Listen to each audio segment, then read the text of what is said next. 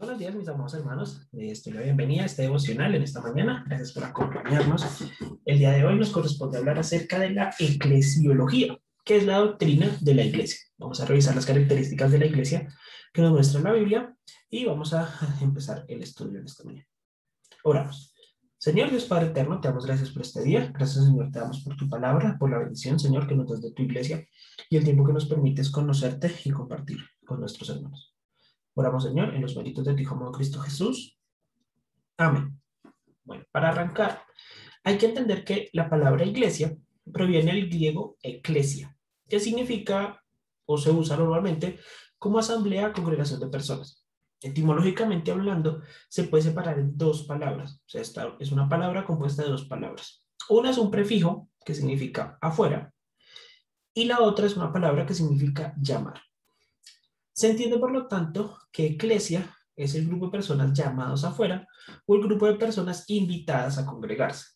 ¿Sí? Es una invitación. Cuando Pablo menciona la iglesia y cuando se menciona en la Biblia, hace siempre referencia a un grupo de personas. Sí, en la mayoría de los casos siempre se refiere a la congregación de personas que tienen unas características en común y comparten unos objetivos en común. Cuando se menciona por primera vez la palabra eclesia en el Nuevo Testamento, se menciona en Mateo 16:18. Y aquí ya vamos a empezar a ver características. Quien lo menciona es Cristo, hablando con Pedro. Dice así: y yo también te digo que tú eres Pedro, y sobre esta roca, Pedro significa piedra pequeña, y luego le dice que sobre esta roca, que es una piedra grande, edificaré mi iglesia, y las puertas del Hades no prevalecerán contra ella. Entonces vamos a ir mencionando, teniendo presente las características. ¿Listo? Al final, pues si alcanzamos, las repasamos. Pero en la misma palabra de Dios nos va mostrando las características que podemos ver de la iglesia. Entonces, la primera característica que vamos a ver es que Cristo la edificará. ¿Listo? En este momento Cristo habla de que Él mismo es quien edificará su iglesia. Significa que la iglesia le pertenece a Cristo. ¿Listo? La iglesia tiene un sentido de pertenencia vinculado directamente al Señor. Y esto no es una iglesia, edificaré mi iglesia. Y luego dice que las puertas del Hades no prevalecerán contra ella. Entonces estamos hablando de una congregación, aquí podemos reemplazar esta palabra por lo que hemos, dice que Cristo va a edificar su iglesia, su congregación. Si Él mismo es el que construye la iglesia, Él paga por ella, porque es de Él, porque la iglesia es de Cristo. Bueno, la iglesia es de Cristo porque Cristo paga por ella, paga directamente con su sangre, paga con su vida. ¿Sí? De tal forma que Cristo viene al mundo a morir en la cruz para perdón del pecado de su iglesia. Claro, su iglesia no está conformada, entonces Él, para conformarla, paga por el pecado de las personas para que las personas puedan convertirse en iglesia. La iglesia está compuesta, vamos a leer el siguiente pasaje, por unas personas que cumplen ciertas características. Entonces, continuamos con el siguiente pasaje, que nos va a mostrar muchas características de la iglesia. El pasaje que vamos a revisar es Hechos 2, 44 al 47. ¿Listo? Un poquito de contexto de este pasaje. Pedro, bueno, la gente, los creyentes, los seguidores de Cristo, estaban reunidos en un lugar en el aposento alto, esperando el cumplimiento de una promesa que Cristo les había dicho, que recibirían el Espíritu Santo, el cual les daría poder para ser testigos a todas las naciones. Ellos reciben el Espíritu Santo y Pedro empieza la primera predicación masiva o multitudinaria que él realiza. Al finalizar esta predicación, el escritor del libro de Hechos nos narra lo que ocurre después. Y llegamos al versículo 44. Después de que Pedro predicó el Evangelio, dice que todos los que habían creído estaban juntos y tenían en común todas las cosas. Que habían creído lo que estábamos mencionando ahorita. Ellos habían creído que Cristo es el Salvador del mundo, que ellos eran pecadores, así como nosotros, que somos pecadores, que no merecemos el perdón de Dios. Y Cristo es la única forma en la cual podemos recibir este perdón. Cristo recibe el castigo por nuestros pecados para que nosotros podamos ser salvos a través de nuestro arrepentimiento, creyendo en que Él es la salvación de nuestras almas. Esta es la predicación que Pedro había hecho allí. Este es el mensaje que la gente había creído. Entonces dice que todos los que habían creído estaban juntos. Entonces volvemos a ver más características. Entonces, la característica número 1 es que habían creído. Entonces, todos los que habían creído. Entonces estamos hablando de que la iglesia, esta iglesia que Cristo va a edificar, que Cristo estaba edificando o prometió edificar, es de personas que han creído el mensaje del evangelio. ¿Listo? Solo los creyentes forman la iglesia. ¿Un incrédulo puede ir a la iglesia? No, no, en teoría no. ¿Qué ocurre? Nosotros hemos asociado mucho el término iglesia al edificio, ¿sí? Al edificio como tal. Hemos asociado el término iglesia a la estructura o al templo físico, pero el término iglesia no hace referencia al templo, ¿listo? Hace referencia, sí, al edificio, que pues no es un templo literal, no hace referencia a eso. El término iglesia siempre hace referencia a las personas. Dios no vino a salvar piedras, Dios vino a salvar personas. Entonces la iglesia como tal solamente está conformada por creyentes. Dentro de la iglesia no hay simpatizantes y creyentes. No, en la iglesia solo hay creyentes. ¿Listo? La iglesia está compuesta por creyentes. Ahora, ¿qué nos dice estos creyentes que estaban juntos y que tenían en común todas las cosas? Uy, perdón, esta se me fue muy retorcida. Y tenían, otra vez, y tenían, me falló el pulso, último intento. Listo. Y tenían en común todas las cosas. Esta característica es clave en la iglesia primitiva, de la primera iglesia. Estamos hablando en este momento de la primera iglesia, que dice que ellos estaban juntos, compartidas y tenían todas las cosas en común. Es decir, no había un sentido de pertenencia de cada cosa, sino que todas las cosas les pertenecían a todos. Dice que ellos vendían sus propiedades y sus bienes. Va a cambiar la forma en la que hago la línea. Eso sí. Ellos vendían las propiedades y sus bienes y lo repartían a todos según la necesidad de cada uno. Entonces vemos primero que hay un sentido enorme de generosidad, muy, muy grande. Sentido de identidad, ¿sí? Ellos al tener en común todas las cosas se identificaban como uno, tenían mucha generosidad y también compartían sus necesidades. ¿Listo? Entonces tenemos que son un grupo de creyentes que estaban juntos, que tenían en común todas las cosas, que eran generosos y que compartían sus necesidades. Ahora sí, perseveraban unánimes cada día en el templo. Esta característica de compartir y perseverar o estudiar o estar cada día en el templo no es una característica, o sea, es una característica de perseverancia, de compartir. Es como decir nosotros estar todos los días yendo a la iglesia y reunirnos y compartir allí. Esta característica de perseverancia es la característica del deseo de permanecer juntos en el estudio de la palabra, de permanecer compartiendo juntos. Y dice, y partiendo el pan en las casas, comían juntos con alegría y sencillez de corazón. Característica importante aquí de los creyentes. Primero, nuevamente, vemos que esta iglesia que nos está mencionando aquí en Hechos capítulo 2 tenía un sentido de pertenencia enorme. Compartían muchísimo las cosas y su prioridad eran sus hermanos, era su iglesia. ¿Listo? Eran ellos mismos, pero juntos como creyentes. Compartían el alimento. Hacían más cosas. Si se fija, no iban solamente un día, dice que iban todos los días. Había alegría y sencillez de corazón. Entonces, esta iglesia es el ejemplo supremo del amor que se debe tener para los demás creyentes, el amor que se comparte como en comunión con la iglesia. Ahora, en el versículo 47 nos habla de las actividades como tal, dice que alabando a Dios y teniendo el favor con todo el pueblo. Importante, la iglesia o los creyentes, los cristianos, suelen o deben ser buenos ciudadanos. Para un creyente debe ser agradable o debe causar alegría o debe causar agrado en aquellas personas que nos rodean, así las personas que nos rodean no sean creyentes. ¿Sí?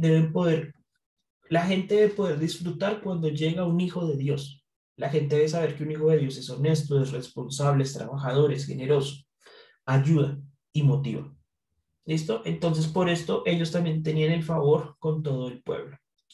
Y volvemos a lo que hablábamos en Mateo. Y el Señor era quien añadía cada día a la iglesia, que nos menciona que estamos, todo el tiempo hemos estado hablando de una iglesia, los que habían de ser salvos. ¿Listo? Ahora, ¿cuáles de estas características se vencieron o ya no aplican para nosotros? Esta pregunta es difícil porque nosotros solemos, pues, llamar a esta iglesia la iglesia primitiva, y no aplicamos muchas de las cosas que en ella enseña. Esto que ella nos muestra tal cual, ¿sí? Por ejemplo, nosotros no nos congregamos todos los días, que es una tradición que tenía la iglesia. ¿Listo? Nosotros nos comemos en todas las casas de todos nuestros hermanos. ¿Listo? Tampoco vendemos nuestras propiedades y las repartíamos según la necesidad, no vendemos nuestras propiedades. Entonces, ¿qué características han llegado a nosotros desde entonces? Bueno, lo más triste de la relación del creyente con la iglesia es que se ha vuelto tradicional. Es decir, las prácticas que nosotros tenemos en la iglesia, y en muchas iglesias, no hablo solamente de la iglesia bautista del Tunal, sino en todas las iglesias a nivel mundial, a nivel Latinoamérica, son prácticas que realizamos debido a la tradición. Es decir, son prácticas que hemos heredado. ¿Listo? Más que aprendido directamente la palabra de Dios. Reunirnos los domingos, reunirnos solo un día a la semana, reunirnos solamente las tardes, las mañanas, los miércoles de oración. La forma en la cual lo hacemos se han vuelto en algunos casos tradicionales, es decir, las heredamos de nuestros papás o de las personas que nos compartieron el Evangelio, sean americanos. La forma en la cual nosotros realizamos los servicios en la iglesia se conoce como liturgia, esta tradición de hacer las cosas, en la mayoría de los casos es heredada. ¿Sí? No es por interpretación propia que nosotros hayamos tomado directamente la Biblia. Ah, ok, entonces estamos pecando. No, tampoco. Tampoco es el hecho de decir que estamos pecando. Lo que ocurre es que tenemos que comprender y entender por qué hacemos las cosas. Esta iglesia que nosotros tenemos en la actualidad, que somos en la actualidad, porque nosotros somos la iglesia según el pasaje, tiene unas costumbres y unas tradiciones que tenemos que confirmar si son o no bíblicas al momento de realizarlas. Ahora, hay muchas razones por las cuales hemos cambiado o las cosas han cambiado. Incluso la pandemia nos mostró algunas verdades bíblicas que nosotros estábamos ignorando y que afectan de verdad mucho a las personas. Entonces, ¿la iglesia sigue siendo formada solamente por creyentes? Sí, es obligatorio. ¿Tenemos en común todas las cosas? No, no las tenemos en común todas las cosas. ¿Tenemos comunión? Debemos tener comunión. Cada vez más pobre, la verdad sí, la comunión en la iglesia se ha vuelto cada vez más pobre. Sería bueno mejorarla, es algo en lo que debemos trabajar, la comunión que tenemos como hermanos. Nuestra generosidad, somos generosos los unos con los otros, así como la iglesia primitiva, estamos dispuestos a quitarnos, como diríamos, el pan de la boca para dárselo a un hermano en necesidad. Bueno, lo digo por mí, no siempre estamos dispuestos a hacerlo. ¿Deberíamos estarlo? Sí, el ejemplo o las características que nos da la Biblia acerca de la iglesia es esta, que deberíamos poder estar dispuestos a vender cosas nuestras con el fin de satisfacer la necesidad de otro hermano. Suena radical, suena muy fuerte, pero así es. ¿Listo? Ahora, tenemos que tener también la posibilidad y la responsabilidad de poder compartir nuestras necesidades con nuestros hermanos. Sí. A veces nosotros por puro orgullo no compartimos las necesidades con nuestros hermanos. ¿Podemos perseverar unánimes cada día en el templo? Bueno, por tiempo y por obligaciones muchas veces no es posible, pero sí se puede perseverar unánimemente en casas o compartir todos los días en la distancia, aprovechando nuestros medios digitales con nuestros hermanos. Ahora, ¿qué ocurre? La pandemia nos mostró que el hecho de estar en la casa y tener como acceso digital a hacer cualquier cosa en cualquier lugar, la gente está, en lugar de tener más tiempo, ahora tenemos menos tiempo. Esto es un problema porque nuestro tiempo se ha vuelto más enfocado en trabajar y en cumplir obligaciones que en perseverar unánimes con nuestros hermanos. Y esto es importante. Partiendo el pan en las casas, comían juntos con alegrías y sencillez de corazón. Labores tan simples como compartir un almuerzo, como compartir unas onces con nuestros hermanos. ¿Cuándo fue la última vez que fuimos? Claro, estábamos en pandemia, teníamos todas las restricciones de seguridad, pero antes de eso, ¿cuándo fue la última vez que nos reunimos con un hermano a almorzar? ¿Cuándo fue la última vez que tuvimos unas onces con un hermano? No, no es mi parcero de toda la vida, no, con un hermano de la iglesia, un hermano en Cristo de la congregación. ¿Cuándo fue la última vez que invité a un hermano con el cual no compartía mucho? ¿Cuándo fue la última vez que mostré la sencillez de mi corazón haciendo esta labor de compartir con alegría alimento? El alimento es muy importante, une mucho. Ahora, alabando a Dios, sí, lo hacemos y deberíamos hacerlo todos los días. Somos de ejemplo como hijos de Dios, como iglesia, tenemos el favor del pueblo, somos buenos ciudadanos. Por ejemplo, la iglesia debería estar, o sea, debería llevarse bien con el gobierno y con los manifestantes. Y uno dice, ay, pero son dos grupos totalmente diferentes, es que el gobierno es malo y los manifestantes esto, lo otro. No, ambos, ya lo vimos en algún momento, son personas, son pueblo, ¿sí? Son personas que no conocen de Cristo. Y el creyente debería no apoyarlos en sus situaciones o en sus ideologías, sino que con la ideología de Cristo, de estar dispuesto a amar primero y compartir y satisfacer necesidades, ayudarlos en sus necesidades para que ellos conozcan al Señor a través de nuestras obras, ganándonos su favor, ganándonos esa confianza de que ellos nos permitan compartirles el Evangelio. ¿Listo? No estoy diciendo apoyar a X político, no estoy diciendo apoyar a X manifestación, no. Estoy diciendo que para ellos nosotros siempre deberíamos ser de agrado. Nosotros siempre deberíamos llegar a algún lugar y ser de ejemplo, ¿sí? De ellos, que ellos digan, ay, tan chévere, mire, llegó el creyente, llegó el cristiano.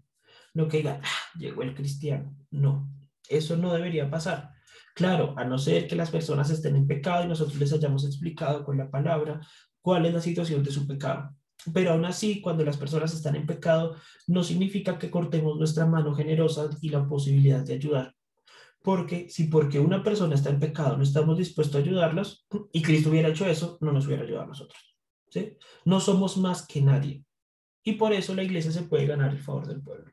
¿Confiamos en que el Señor añade cada día a la iglesia quienes han de ser salvos? Sí. Confiamos en eso. A veces confiamos demasiado en que es el Señor quien añade personas. Pero confiamos tanto que el Señor añade personas que dejamos de evangelizar. Entonces, no.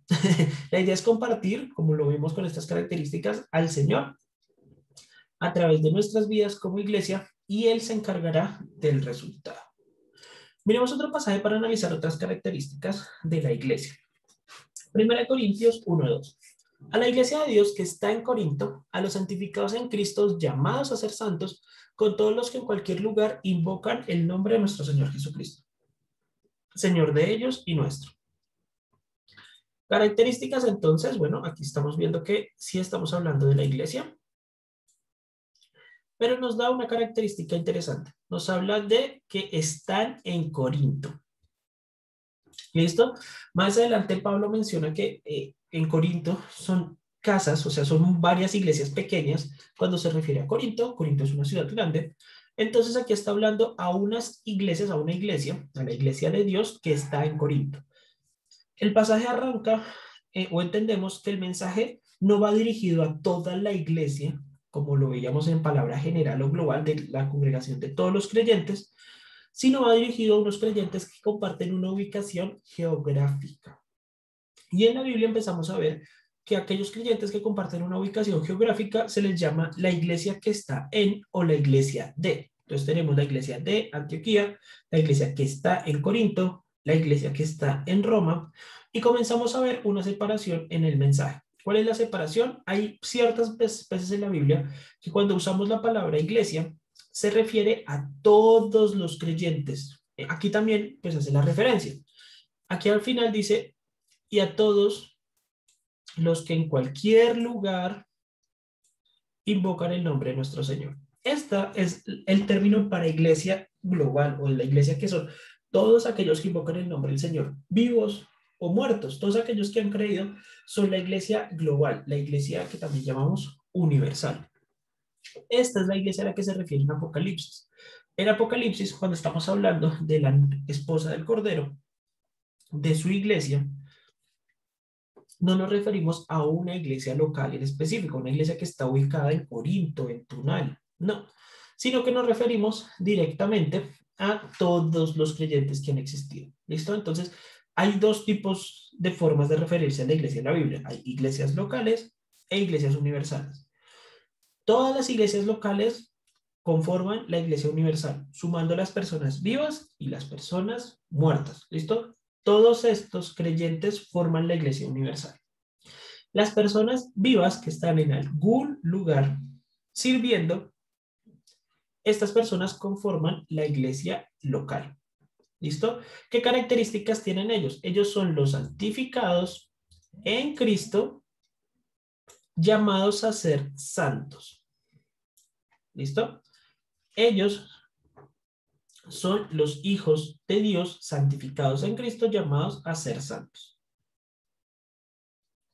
¿Listo? Entonces, esta es la iglesia local con características de ser santos. Ahora, ¿estas características las cumplimos nosotros? Sí, todos somos santificados en Cristo porque somos hijos de Dios y todos somos llamados a ser santos. ¿Listo? Entonces, esta característica no tiene cambio, no tiene porcentaje. Todos somos santificados en Cristo y somos llamados a vivir de forma santa. Santificados en posición con Cristo y en condición somos llamados a ser santos. ¿Listo? Continuamos con otro pasaje que tiene características. Hechos 9:31. Entonces las iglesias, habla de varias iglesias, entonces aquí estamos hablando de varias iglesias locales, tenían paz por toda Judea, Galilea y Samaria. Eran edificadas, andando en el temor del Señor y se acrecentaban, fortalecidas por el Espíritu Santo. Otra vez estamos viendo que aquí se refiere a iglesias locales, ¿listo? Iglesias que están en una ubicación geográfica, que eran edificadas y andaban en el temor del Señor. Entonces estamos hablando de iglesias locales. ¿Cómo se conforma una iglesia local? ¿Qué compone una iglesia local? Bueno, una iglesia local tiene oficiales, tiene cargos oficiales, y es el grupo de personas creyentes que se reúnen para ser edificadas y cumplir las demás características que ya hemos visto. Este grupo de personas o este grupo de creyentes se convierten en una iglesia cuando se identifican como tal y cuando hay un liderazgo para organizar el servicio. ¿Listo? Para organizar la labor. Por tiempo, no vamos a hablar de los oficiales, ni de las estructuras, ni los tipos de gobierno en la iglesia.